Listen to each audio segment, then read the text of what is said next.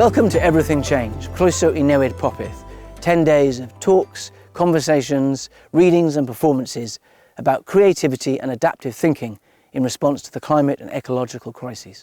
When it comes to drastically reducing emissions of greenhouse gases and protecting biodiversity, we largely know and have known for a long time what we have to do.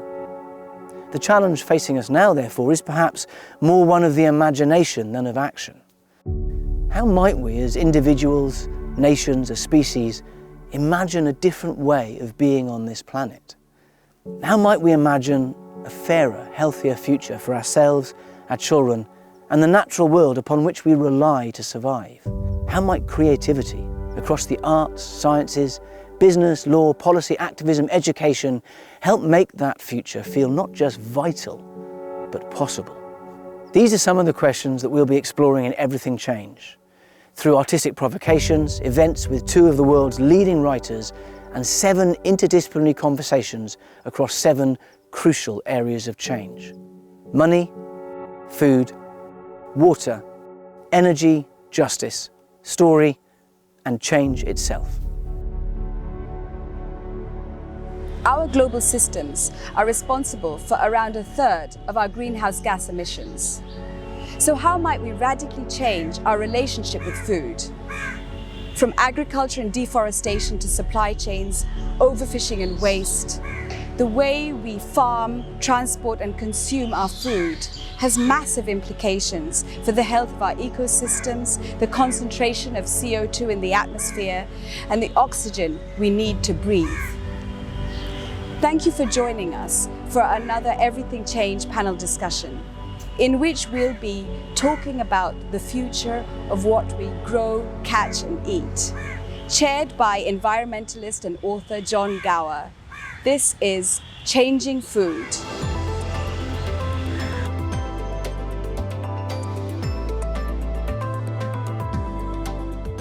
Hello and welcome to this session on Changing Food. I'm Jon Gower, and before we move on to a discussion, we're going to start with one of those artists' provocations that Owen has mentioned. But rather than it being a provocation, it's really a conversation between Swansea-based social practice artist Owen Griffiths, an artist who once upon a time took a football field and divided it up into 110 vegetable beds, and then grew vegetables and got the local community to come in and make food and converse and change things through his art. And in the same little film you're about to see, he'll be talking to Dee Woods, who is a cook, an activist, a member of the Food Ethics Council. So now I hand the reins over to them for their film, which hopefully will feed into the conversation that will emerge later on. Urban community gardens can form an archipelago across a city, spaces where you can model different forms of growing food, talking about equity, talking about food poverty, and talking about distribution. So whether it's modeling seed-saving projects, or how you distribute the produce, or who you're feeding with this produce, or who the land belongs to, and how can communities kind of gain access to these spaces, these are all kind of connected to the ideas of how we need to model small-scale resistance. Today, we've been talking with Dee Woods about Granville Community Garden and community gardens in Swansea, and about the connections between these places and the idea of local food versus localized food systems. My name is Dee Woods. I describe myself as a food and farming actionist, and basically that sort of encompasses everything I do around food and farming. So from seed saving to food growing and farming, to cooking and teaching people how to cook and how to garden and make compost, to policy and politics and advocacy. Granville Community Kitchen emerged in 2014 as a response to sort of high deprivation and high household food insecurity, and we thought, well, I'm not going to a food bank, but we all have knowledge and skills around food and farming. Let's bring all those together and create something that really would be of value to the community. For us, because we're in such a highly diverse area, local is problematic. And I think for most people, they think hyper local, just within a certain range, 100 kilometers or something. And for us, using localized means that you're able to go beyond. You're still fulfilling sort of people's right to food and nutrition, which means they're able to access their culturally appropriate foods, which come from the global south. But I think importantly as well, because of food sovereignty, um, we have the same values. So we expect the same values of real living wages, fair working conditions, that care for the environment and nature. So first, localize encompasses so many other values. A lot of the time when people talk about local, it's sort of connected to like a farmer's market or a kind of particular kind of economic bracket of food systems. Exactly. And I mean, for Britain, we've always got our food from elsewhere. All right, at least since the 16th century, if not before. Yeah. Most of our food comes from elsewhere. Yeah. So yes, there's that need to develop more local sort of food production, which I'm 100% behind.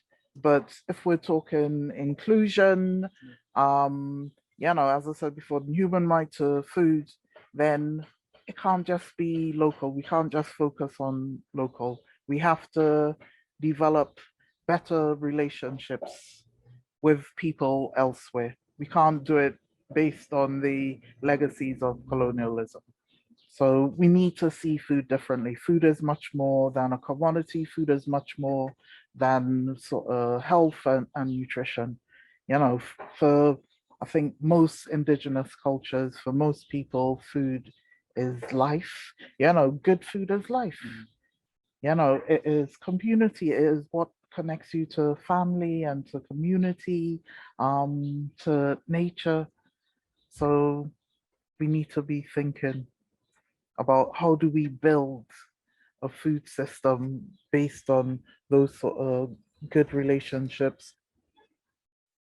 We need to reimagine our relationship with the garden, rethink it, whether that's a large kitchen garden or a community agriculture project or a small urban garden, whatever that space is, it has huge potential to model new ways of living and new ways of working.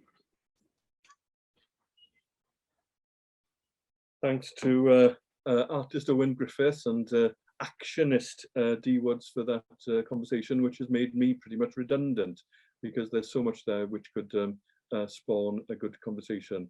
But I'd now like to introduce the panelists who will be joining me in discussion today. I start with Khushi Kabir.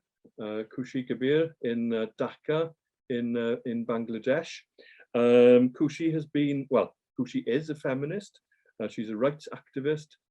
She is also an environmentalist and has been engaged and actively engaged for something like 40 years. She set up an organization called Nijera, and her work has transformed the lives not just of hundreds, but of hundreds of thousands of people in Bangladesh. And of course, we're talking about a country which is a low-lying estuarine country for which the words climate change have got an enormous significance. So welcome, Khushi. And then, as if the other side of the world, in Austin, Texas, we have Raj Patel. Raj Patel is an author, a filmmaker and academic who's been, went to Oxford University, to the London School of Economics, Cornell, but now finds himself in Austin, Texas. He is someone who has got very much involved in questioning some of the world structures, some of the organizations that organize on a global scale big decisions about food and food production. So in Austin, Texas, welcome to you, Raj, and thanks for joining us. And then nearer to home, almost, yes, the crow could easily fly to Ian Rappel. Ian Rappel is an ecologist who lives in one of the two ranges of Black Mountains we have in Wales. So he's in the eastern range of the Black Mountains. He's an ecologist. He's a former head of the Gwent Wildlife Trust, and he now is involved with the Real Farming Trust, and we'll find out more about what is meant by real farming when Ian makes the first of his statements. But we're going to start today alphabetically with you, Khushi, in Dhaka. So the order of events is that we will give you each 3 minutes to set out your stall, your food stall, as it were. So Khushi, welcome, croeso. Thank you. I hope I'm audible. And I just want to say that food is not only just important, it's also something that brings a lot of people together. I know when we all sit and discuss, somehow the other food comes into the conversation, you know. So food is important. So it's important from what the first clip that we had with we had the discussion between the two people. It's the whole control of how the food system works. It's your identity. It's an integral part of defining where you are, your culture. And even within the same culture, what food you eat defines also the class you belong to and the ethnicity you belong to. So food is really, for me, it's a very definitive thing. And it's very important that we remember that food is now trying to be changed. And that is what my issue is about, is into a globalized market-led produce that people who would produce for their own, it was subsistence farming and for the local markets, which is now moving into having to leave that behind, which changes your total ecosystems, even right from the seeds to the fertilizers to everything is now totally commercialized and market-led. So you as a producer have no control over what you're growing. And then the consumer, even if you're the producer, what you consume is being dictated to, again, by market forces. So I think a part of one's culture is being changed totally. And I'm not against change because everyone, you know, there's a lot of amalgamation. But for me, what is most important is that the decision of what you produce, what you eat, what you want to define as what is needed for you and what you like should be yourself. And it should be yourself depending on how and what you are. Your tastes may differ, your cultures may differ. And I think it's very important that there has to be, that we cannot have a monoculture of everything. So when we talk about change everything, it's change everything back to having a much wider spectrum of where we are, what we are, and what we exchange. So for me, if I look at how it is and the colonizing that has taken place because of the whole, it's become a commodity, and it's a big commodity because one of the major issues I've been fighting is the conversion of agriculture rice fields to export-oriented prawn farms for Europe, North America, etc. And we've seen the damage that has been done to people in the local community. So this kind of onslaught that is happening on people themselves, where they are losing total control, is is important. And we know that growing food and growing everything needs the nature, and it's based on the ecosystem that you belong to. You talked about Bangladesh being, you know, a low-lying delta and something, and a country that everybody thinks is, you know, susceptible to climate change, but it's one of the most fertile deltas in the world. We can grow crops throughout the year, and we have enough water to be able to irrigate. So I think we are very rich in terms of, even if it's a small piece of land and we have a huge population, but the ability to grow is much higher. But we're destroying all that by bringing in all these chemicals, etc.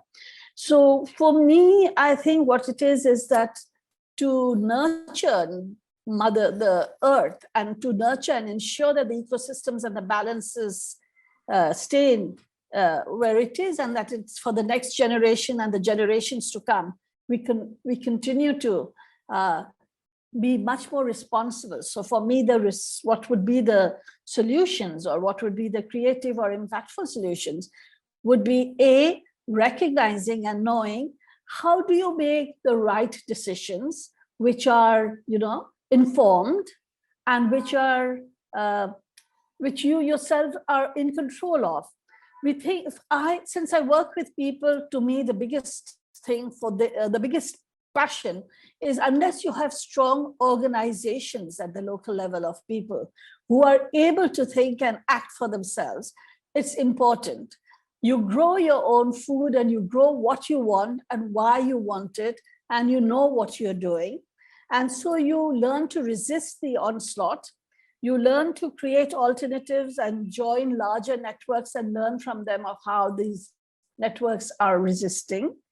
We need to change the mindset even of the consumers, so that the consumers themselves, just because something is exotic and they want to, and they see the cooking shows seem to be the most popular cooking shows, so just cook something exotic on your table. But think about where this exotic food is coming from and what it is doing to communities. And I think that's what I think we need to do. So yes, it's really education, it's really awareness, it's really being in control and knowing what it is that's hitting you and how you can fight back. I'll end there. Thank you. Thank you for managing to concertina so much into 3 minutes there. We could talk for at least 8 hours just on the complexity of issues you presented there. I know that you, Raj, have actually questioned in the past the very suggestion that there is such a thing as a market in food. Let's hear your opening statement, which I'm sure will connect with what Khushi's just been saying. Well, thank you, John, and thank you, Khushi, for making it easy for me. I'm speaking to you now from occupied land here in Austin, Texas. It was land that was once Comanche and Tonkawa, among other indigenous communities. Now, I mention that not to be performatively woke, but to try to take a relationship to how I'm implicated in this time and place. Look, there's a story about G.K. Chesterton, the English writer, where the Times newspaper sent out an inquiry asking authors to respond to the question, what's wrong with the world today? And Chesterton famously responded, "Dear sirs, I am yours, G.K. Chesterton." Now, that idea of how it is that many of the people in this hall are complicit in the food system is what I am interested in. The food system has rendered us complicit in ways that Khushi just pointed out, in methods of provisioning our food that are destroying our bodies and, more importantly, the planet. Even if we stop using fossil fuels for every other reason, if we let the food system continue as it is today, we will blow past the Paris climate goals. Our food system can all by itself break this planet. So one response we've heard from the powers that be is that we need, for example, a UN food systems summit You may be hearing a bit more about this later on in the year, but it's the kind of thing that has been nudged towards completion by the World Economic Forum and by big philanthropy, men and women like Bill and Melinda Gates. Bill and Melinda Gates are not merely going through a sad divorce, but are also the authors of some of the most important agricultural policy on the planet. They are also America's largest farmland owners, and the kinds of policies that they're advocating are precisely the kinds of technology of industrial monoculture that give farmers and consumers no sovereignty over the food system at all. But there is an alternative to making money by destroying the planet and then giving crumbs to try and save it. And those ideas come from social movements like the international peasant movement, La Via Campesina, the peasant way. Their 200 million members are experimenting with new forms, not just of growing food, but of policy around that food, and a system of agriculture and revolutionary transformation that is called agroecology. And what they're doing is organizing first to name and then to change the relations of power that keep this destructive food system in place. And they organize relationships with one another and with the web of life to lay colonialism and the capitalism that thrives on it to rest. Now, this isn't an exercise in guilt. When Chesterton says, I am, the response is not then to just eat soy for the rest of your life and cry in a corner. It is, guilt doesn't get you very far in transforming this food system. Instead, what we need is a humility in the face of frontline communities like those that Khushi has organized and worked with, but also a sense that as we come out of this cocoon of the constraining food system, that is not suffering. It is not us flaying ourselves with a feeling of regret and self-sacrifice, but what this feels like is liberation. So let me stop there.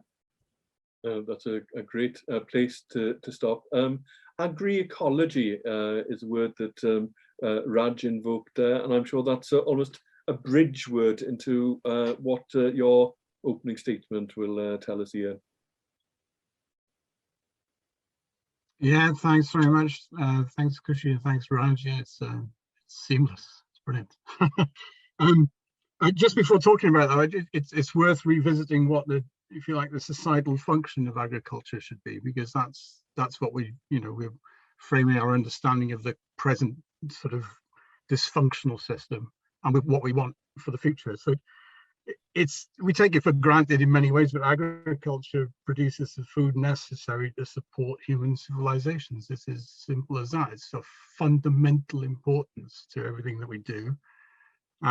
And it should therefore be undertaken on the basis of intergenerational equity and with ecological integrity. In other words, it has to be sustainable, but sustainable is probably a weaker term than the one that's needed. It has to be historically viable. It must be a system that enables generation after generation of human beings to be human beings, to be liberated from starvation, to be provided with shelter, so that all the attributes of us as a species, our creativity, our humanity, can come to the fore. Because without food, we are pushed back into an animal state, and you only have to see the images of a famine to understand how catastrophic that is, and what a total and pointless waste of human initiative that is.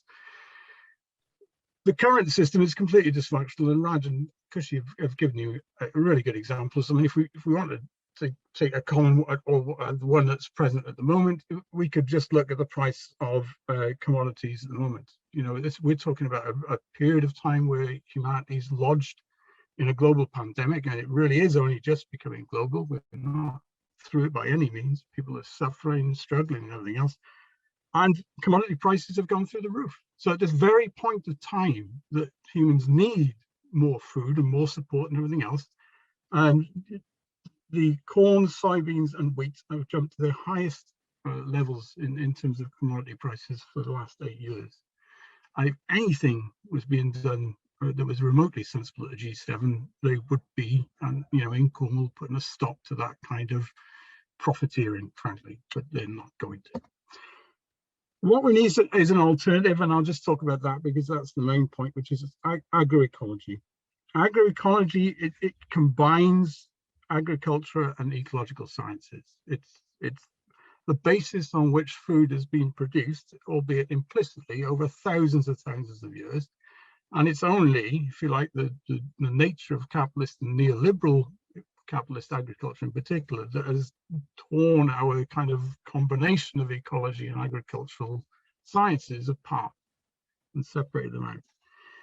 A farm should be managed as a functional system. That's what agroecology is all about. And wise farming decisions need to be guided by an understanding of the structure and the function of natural systems. In other words, farming needs to be informed by nature, not seen as something that's abstract and just a purely human endeavor. It also, agroecology is explicitly critical of the reductionism of Western science. It's a much more holistic approach that we need. We need to learn lessons from, for example, the global peasantry on how food can be produced ecologically. But we also need to look down the line and bring forward any progressive elements of agricultural science to combine that with a reconnection with the ecology. It recognizes that ecosystem services flow from managed landscapes. So that's the other element that's crucial. A farm is not just an individual unit struggling in a kind of petty bourgeois way to make money. It's part of a coherent landscape, and we need to start operating in that way if we're going to make sense.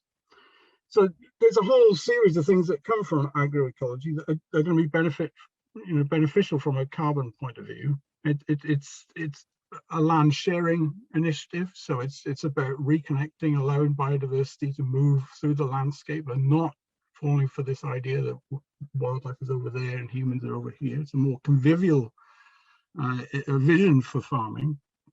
And also, I think very importantly, it's a job creation process. It's about a post-industrial vision for farming that brings labor back into the rural landscape and empowers people to participate in the process of food production and localizes the consumption as far as possible. So agroecology is a very important and very significant development.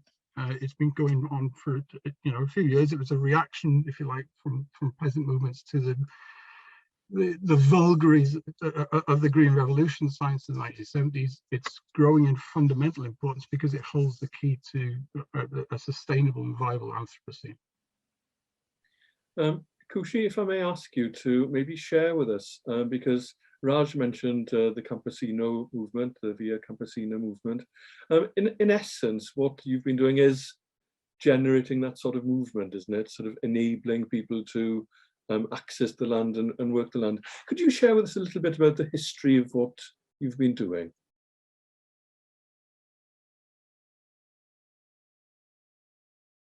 Yeah, thank you. Basically, my getting involved and becoming an activist is immediately after the War of Liberation, when the whole country was totally destroyed. I went off to work in the villages, and that was basically to rebuild houses because the houses were burned. Everything was totally finished. While working and living with people in the villages, we started realizing and understanding, and that I'd say is what my real education began, instead of just from the books that we were reading, is how systems were, how structures were, how class functioned, how the urban systems function. And this is in the 70s, when the kind of economy, food economy that is being talked about now was not so prevalent then. It still had subsistence agriculture going. But there was large tracts of land that were occupied by land grabbers who were more powerful, both politically, socially, and economically. And there were people who were living, basically on the margins, who were the ones who were excluded, who were not taken cognizance of, and who basically provided all the labor. And they were not, and providing labor, working as a wage labor, to me is not, I don't think there's anything problematic with that. But what is problematic is you don't have the ability to negotiate what your wages are in a fair way. So if my labor is helping produce so much, I should have that much share. So that negotiating ability, that kind of ability to have the, people to respect you is what I've been working for the last 4 decades. And that can only happen when you create very strong organizations. If it's just a few people of 25, 30 people in a village, it's not going to work. So if in a village of, say, 5,000 or 10,000, if you have 4,000 or 6,000 organized, they matter. Their voices matter. So we are trying to do that. And we're trying to ensure, get back, in many places we've got back the land that was grabbed from them illegally, where papers were in the government ministries and offices, there was papers were, it was overwritten and there was a lot of falsification of documents. Find out what it really was. And here technology and science helps us because we can get satellite maps, etc., and images which can show what the land was like before. We can look at original data and find out what it was. So basically movements where the peasants themselves take over. The second thing is women were not considered, even though they were doing agriculture work. They were never considered as doing economic and agriculture work. It was just domestic chores. And I'm not undermining domestic chores because I think that's needed. Everybody needs to eat, everybody needs to live in a clean house, have food, etc., clothes, everything. But again, the hierarchy which determines what matters and what doesn't is what we are working at, and getting women and men to start working together and seeing that the work is recognized and there's the kind of, you actually respect each other's roles and you can merge roles together. There doesn't have to be a division if you don't want a division. And recently what we've started is now working with adolescents, because we think if we don't start changing their minds now, it'll be the kind of the onslaught of the commercial economy that's getting on is what is happening. When I see in the areas where the landless peasants have been able to take over the land, they are being forced by the market to grow potatoes. And when I see these potatoes, we track them down and see they're being exported to Thailand to be turned into Pringles and then brought back into the shops all over the world, including Bangladesh.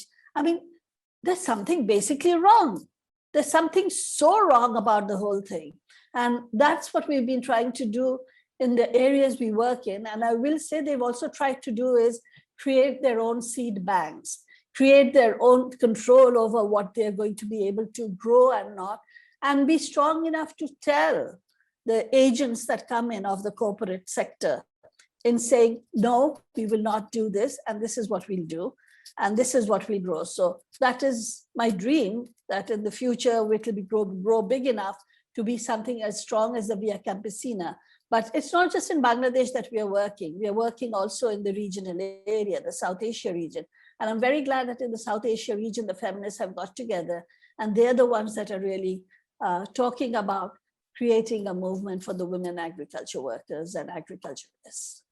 Thank you for the salutary lesson about potatoes and what happens to them. In the village where I grew up, they used to plant a potato called arbenigwyr, which had a genetic flaw in it, which meant that through all the potatoes, there would be little holes in them. And when people in the village would actually make not just potatoes, but potato crisps, you could identify the potatoes from our village just by holding them up and seeing the flaw in them. But that was then, and things have changed now. So just with, in my lifetime, that knowledge has gone.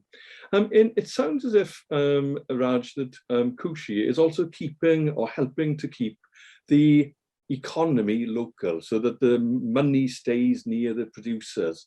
But then once you actually start to have food moving around, being shipped, being distributed, all of a sudden the real injustices happen. So that in Wales, for instance, the people who make the food don't get very much money, but once it actually starts to join the food chain and goes to the distribution centres and the supermarkets and so on, that's where the problem lies. Am I being overly simplistic, or is that part of the big problem?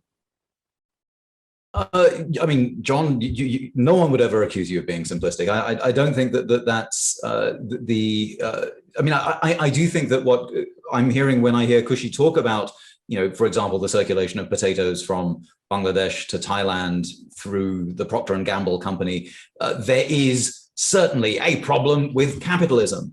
But the problem is not merely in the long history of economic architecture around international food trade, which the British were absolutely a part of. And, I don't want to just simply blame Britain for everything, but it is important to remember, by the way, that the reason that there was a war for liberation in East Pakistan, as it was then called, is precisely because of the show that the British left behind in India. And it is still important to remember that Britain owes reparations for that.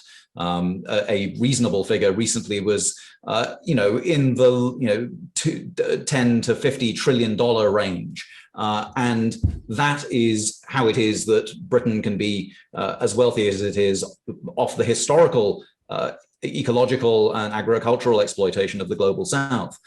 So there's some history there. But I'm also hearing two other things. One is that the injustices exist even around the dinner table. Patriarchy is a problem everywhere.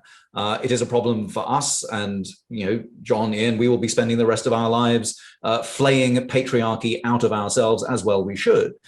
But that approach to patriarchy is a movement problem. And that's why one of the bumper stickers for things like food sovereignty is that food sovereignty is about an end to all forms of violence against women. And that means not merely the domestic violence, which is an integral part of hunger around the world and an essential accompaniment to the violence of hunger, but also the economic violence and exploitation that comes from the industrial food system. So when we're thinking about the problems of the international economy, it is important to recognize that it's not just about Nestle making a ton of cash. It is about the social structures that make it impossible for folk in the global north to recognize our complicity and our need for reparations, because it's always been done that way. And the accompanying narratives that silence the possibilities of gender equality and liberation from the field all the way up to the global economy. So I do think, John, that there's a story here that's, in part, it presents itself as, isn't it unfair that farmers don't get much money? But in fact, you start pulling on that thread and it turns out that, isn't it unfair that we have racism and the vestiges of colonialism and the remains, we have patriarchy, and aren't these things bound up together in a long history of colonialism from which many of us still continue to enjoy the dividends, whether we're happy about that or not? Thank you for teasing out some of those threads, Raj. Ian, when people start to talk about things like real farming, there is sometimes the slightly glib accusation that what you're trying to do is turn the clock back. But in your presentation, you were actually saying that by calibrating, if you like, not just turning the clock out, just calibrating things a little, you would then be actually creating work. And in this new post, or the post-pandemic green economy that we're all hoping for, generating work on the land in the way that land used to be worked, i.e. away from the huge mechanized fields of Eastern England, would be a help in that regard in a small mountainous country like Wales. Yeah, I mean, I think it's it's an important part of our campaigning around climate change that we argue for the transition of work, to make it become part of the solution to climate change. I mean, I've got experience of campaigning against things like motorways, and it's very interesting the kind of language that's used by big corporations and their friends in government and so on, is that they use the word jobs. So they'll constantly say, oh, such and such will create so many jobs. I mean, leaving aside the fact that they're usually making up the figures, what they're actually using there is jobs as a euphemism for profit. You know, it isn't that they're talking about jobs. You know, we in Wales in particular, we've been going around the merry-go-round on this, you know, since deindustrialization. Inward investment is going to bring jobs, blah, blah, blah, blah. It just goes on and on and on. And, you know, we're starting to see through it, I think, now. A lot of these initiatives are just about maintaining or advancing the you know, petrochemical status quo. They're part of the growth agenda, they're part of climate change agenda. And what we need to do is push back in the opposite direction and do that positively. It is good that, and there are plenty of reasons to critique the prevailing system. You know, it is in every respect dysfunctional and only benefits a very small percentage of humanity. Bill Gates being one of them, obviously, Jeff Bezos and that lot. What we need to do is provide alternative models, you know, and say, look, if we deindustrialized agriculture, in other words, if instead of applying this kind of capitalist artificial ecology of you know, chemicals from this corporation applied to the soil because we've washed the soil into the rivers because we haven't been growing the right crops in the right place and that sort of stuff, take a step back from that and reconnect with ecology and reconnect agriculture with ecology, and go humbly to the global south and other areas, to people like Via Campesina, and say, you know, how have you been doing it? Connect that with the sciences that have been developing and the practices that are out there. And there's loads of farmers doing great experimental work in the area of agroecology in the West at the moment, especially in the States and then the UK and Belgium and places like that.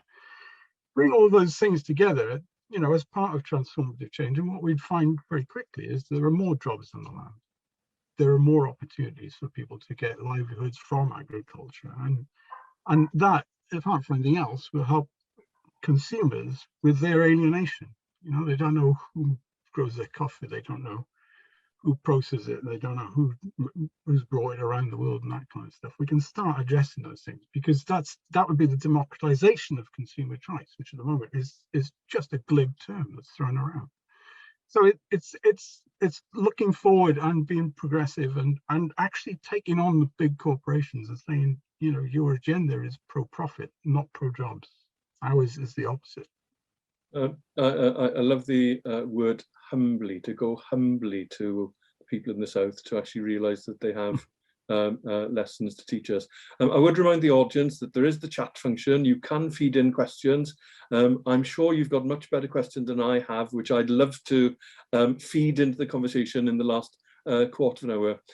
Khushi, I'm not sure whether it's just a romantic disposition on my part, but the most important people in my life were my grandparents. My grandparents were illiterate, but they were illiterate gardeners, and they were great custodians of what they knew, and they won awards for their vegetables, which didn't have any pesticides or insecticides, and they were just instinctive, and they had a sort of folk wisdom, and it's only 2 generations back. And I would actually say that I learned more from them than I ever did in any significant way from books.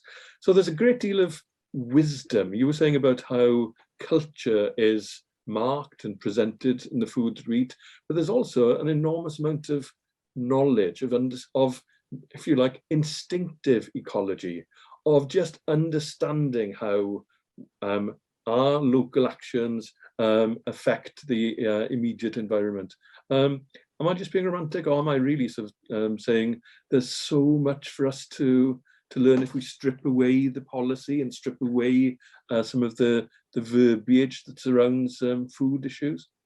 I don't think, you know, I don't think you're being romantic at all. I think people like to try and push those of us who feel like wanting to challenge what is being pushed onto our systems as being, oh, you're being romantic, oh, you're being emotional, oh, you're going backwards, you know, the world is moving forwards, etc. The question is, it's not going backwards or forwards or anything. The question is, what is actually responsible action? You have to be responsible for the actions you're taking, and responsible not just for now. I think what our grandparents, when they farmed, did, and what I hear all the time from our indigenous communities, we have a whole, a large number, even if they're very small in terms of their population, less than 1% of the population. But we have about over 60 indigenous groups and communities. Now they say for them, nature, their relationship with nature was for their children and their grandchildren and their great-grandchildren to be able to continue. So what they took from nature, they gave back to nature. So whatever they did, and that I've asked many of the older peasants that I've been working with, both women and men. And it was always what we take, we give back, because our future generations need to survive too. We don't have to think about ourselves. But I think we moved away, and it's the self-centered ideology that we've really created for ourselves, each for themselves, and trying to do for themselves what they do. You are recognized for who you are based on how much money and how much power and how many people know you. So that's how you're recognized. And I've seen I'll give Bangladesh an example, where people have created fraud, murder, rape, etc. And because of the position and the money, 6 years down the lane, 6 years down, these people are back in society. People are no longer, boycotting them totally. At this moment, yes, everyone, oh, these people terrible, they shouldn't be there. But I said, don't worry, 6 years later, they'll be there, and they'll probably hold posts as members of parliament if we are not very careful. So I think we really need to, what you're talking about is not being, it's not romantic, it's not idealistic. I think it's just, we've got to learn. And I think the term I always like to use is being responsible. We cannot forget history. We cannot forget what was done to us historically, but we can't also forget what history we exist and which is within us and which we need to learn from.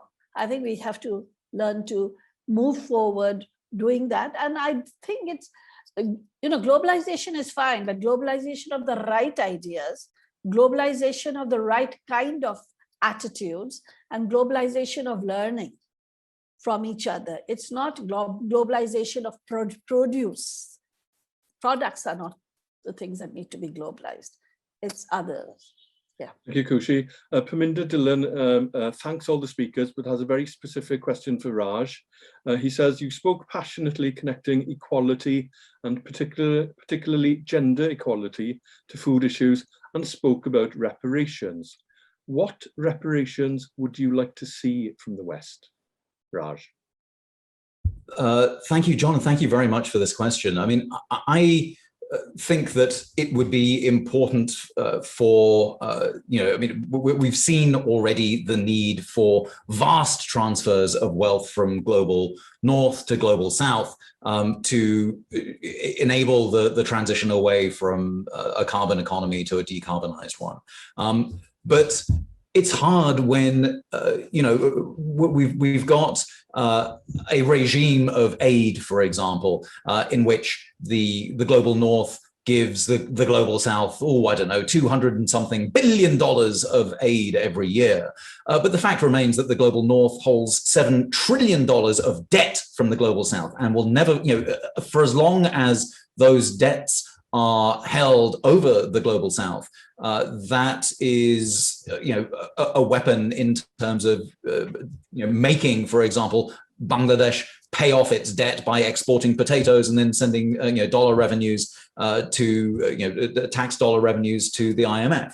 So I certainly think that it's important to talk about reparations. I mean, it's important to talk, about simple, basic things like getting enough vaccine into the global south, which we can't seem to be able to do. And so it seems like, reparation conversations are very pie in the sky when, again, COVAX, funded by Bill Gates, among others, holds on to the intellectual property rights of these vaccines and makes it very difficult for the Global South to manufacture their own, so that we're in a situation where some parts of the Global South won't get vaccinated until 2023. So I certainly think that there's a great deal of culpability in the Global North. Ian is quite right that the theatrics of Cornwall will merely reinforce those fundamental structures of power. But I do think that vast transfers of wealth from Global North to South are important, but I also think that we should stop stealing. This is what the aid complex lulls us into thinking, that, well, we're sending nearly 0.7% of our GDP, which no one's doing, but meantime, it's okay to steal. And I think that those colonial structures of theft need to be dismantled at the same time as we have this broader conversation of what we owe. Thank you for explaining that so passionately and clearly. We have a question from someone who's choosing to be anonymous, who says, it's fascinating how connected and intertwined these issues are. It's almost overwhelming. What advice does the panel have for young or otherwise people who want to take action and contribute to what is responsible? So an action plan, simple action plan, maybe one action from each of you, which we could hand on to the younger generation. Khushi. I start? Okay, I thought you'd ask Ian first. Well, I think you've been asked the question more times than maybe the other panelists. So, okay, right.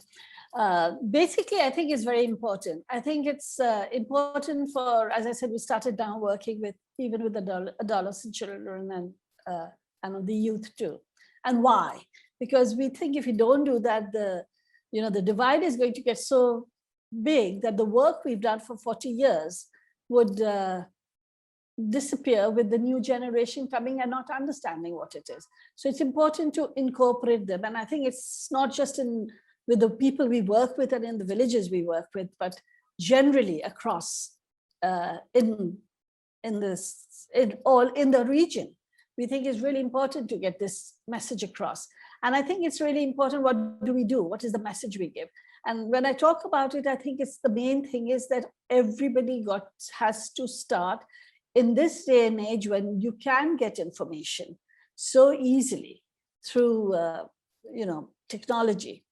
Learn to sift which information is correct and which information is really trying to mold your mind in a way that is, it's really, it beats the purpose. So I think it's very important that as consumers, and we are consumers here, we are talking of food, but here it's not just with food consumption, with every kind of consumption, even education. Even schooling, when you talked about your grandfather being illiterate, he wasn't illiterate in the sense that he maybe didn't have the writing and reading skills. But I think as a farmer, you would be as more illiterate than him where farming was concerned. So I think it's important that we get to close that divide and learn to think, learn to open our minds and question. The biggest thing has been that we don't really question, we just follow. If we like somebody, the way somebody speaks, we like the way somebody writes, we just keep following. I think we need to question and we need to broaden our horizon much more and learn to sift for ourselves what it is. And I think that is where we can get everybody involved. I don't think age is an issue. I think what it is involving people who really need to be involved and wish to be involved and want to learn. I'm not talking of those who don't wish to learn. I mean, it's not just the big corporates and the big capitalists like the Gates, etc. It's also within our own countries. We have their agents and we have the similar kind of exploitation going on. So we have to learn how to be able to work within that and see the linkages that are existing. How does globalization happen? How do these globalized entities find space within our countries? Is because they have their agents here who give them that space and who are often in charge of many policies and make those policies. So I think that's how I would like to say is that we would really like more and more people to get more engaged and, you know, build bridges as much as they can. And I think today's conversation is a very good point in which we can raise these issues. Maybe it won't have, it may have a few hundred people here watching, or a few thousand maybe if we are lucky, but it may not reach millions, but let's see. That's a start. Thank you very much indeed, Khushi. I will trot through the next two panelists on this question. I'm aware that we've then got another two questions lined up, which I'd like to get to. So, Raj, advice either to younger generation or, as Khushi says, to everybody in a nutshell.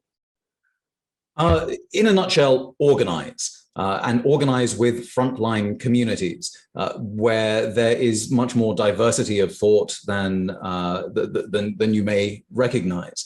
And I do think the organizing, particularly organizing with diverse and immigrant voices, is important because otherwise we can slide back into the kinds of eco-nationalism where not just that our grandparents were right, but everyone else who didn't look like them was wrong, when we can't be in that world. We aren't in that world. And, you know, having lived under white supremacy, both in the UK and in the United States, I've had enough of it. But also, I think that there is a dangerous moment here where it's possible to start thinking about climate change in fascist terms. And we've had shootings here in Texas with manifestos from eco-nationalists who want to stop brown people taking white folks' stuff. They're organized too. So I think that those, you know, the kinds of organizing we need is radically democratic, it's anti-capitalist, and it absolutely involves the transformation of ourselves, and in partnership, and humility, I think, is again a useful word, in partnership with movements from whom we can take leadership in the global south. So Khushi is suggesting sift the information and therefore think for yourself. Raj is saying organize. Ian Rappel? So in addition to those points, because they're absolutely vital in building a social movement and participating in the wonderful democracy that you'll experience if you're part of that, is principle. Beware of co-option. Beware of the establishment stealing your clothes, but, you know, carrying on. You know, we're seeing this in the language around the G7 now. You know, Boris Johnson concerned with inequality. Really, you know, just be careful. Work with people around you who share your views up to 60% or so. Create those united fronts as part of the social movement. Don't just see the issues that you're working on in a narrow sense. Broaden the debate, broaden the struggle, you know, connect it, not just internationally, but thematically as well. You can't talk about climate change without nature recovery. You can't talk about nature recovery without talking about agriculture. You can't talk about agriculture without talking about transport, and so on and so on and so on. All of our struggles for sanity are connected, but what must lie at the core is principles. What we want is a historically viable society. It doesn't matter what we call it, it's what we want. And to achieve that, we've got to work hard, struggle together, and stick to our principles. Okay, we've got two questions left, and what I'm going to do, I'm going to mention the crux of each and see whether you can actually respond to both. One of them is a practical step to take when next we are food shopping, and the other is a reference to the fact that there are lots of conversations about plant-based diet as a way to positively move forward. If I unfairly conflate those two, you can say whatever you like, but at least I'll feel that we've answered the questions that have come up. So plant-based diet and one thing to do when we next go food shopping. Let's start with you, Raj, if I may. Well, yeah, I mean, I think that the amount of meat that we are incited to eat at the moment is entirely unsustainable. And the good news is that the UK, along with other places, has reached peak meat and per capita meat consumption is falling. But I mean, I do think that the nonsense about synthetic biology replacing meat is falls into a pattern of industrial agriculture that we could do without. So the next thing, the next time you go shopping, don't merely flay yourself for not having sufficient numbers of things that are shade grown and organic and dolphin friendly and tuna friendly, but instead buy, go for, when you shop, buy a basket to give away and use that to organize with. Okay, Khushi? Yeah, I just think that when you go shopping, don't get fooled by all the labels that you see, which says that these are responsibly produced, etc. I've followed this kind of labeling, and I find that a lot of them are totally false. They mislead people, and they're really fooling the consumer. So again, I would say that what it is that best is when you buy local. It is much more feasible if you know exactly how and where it's coming from. If it's not just the labeling and a certificate saying that this is, responsibly produced, go back and really look at whether it was or it wasn't, because very often it is not. It's just a greenwashing of the same system that's going on. So I would just say that yes, preferably try and look at what is local, and when they say it's organic, see if it's really organic. And mainly for me, what really affects me and why I'm an environmentalist is because it's with the people. I mean, when it's affecting people so negatively because of the kind of production systems that are being introduced, it hurts people. So I think you do bring the producers in your mind and saying that when I'm buying this, who is it benefiting? Is it benefiting the company? Is it benefiting the producers? That's what I'd like to say. So we're almost out of time, Ian, so I'm going to force you to be a master of concision and shoehorn what you have to say into 2 brief sentences. Okay, right. So sentence number 1, it's not what you eat, it's how it's grown. So, a mixed vegetable and meat diet. The core element is soil. We must look after soil. It's the organic basis upon which we all rest. And at the moment, it's horrifically abused. So under both vegetable and meat production. So that's just going to radically change. If going into the shop, I agree with Raj and Khushi, but listen, do something else. Talk to people around you. We always end up going into shops as as individuals. That's crazy. Talk to the people around you about, get their opinions of what you're looking at, and talk to the people who are on incredibly low wages who are serving you, in inverted commas. Connect. Food is about connection. It's what Khushi and Raj have been talking about, and what it's been understood throughout the whole of human history, except for the last 30 years in the West in particular. Connect, and food is in there. Well, thanks for invoking the shade of E.M. Foster, who said only connect in Howard's End. That connection has been very well made here between Austin, Texas, Bangladesh and the Black Mountains of Wales. Thanks very much indeed to Khushi, to Ian and to Raj for coruscatingly sparkling and interesting and informative and wise conversation. And thanks to all the attendees for tuning in. And I wish the next panelists looking at the next subject the same sort of sparkle and insight that we've had here in what has felt like a very brief hour. So thanks very much indeed. Diolch yn fawr iawn I chi.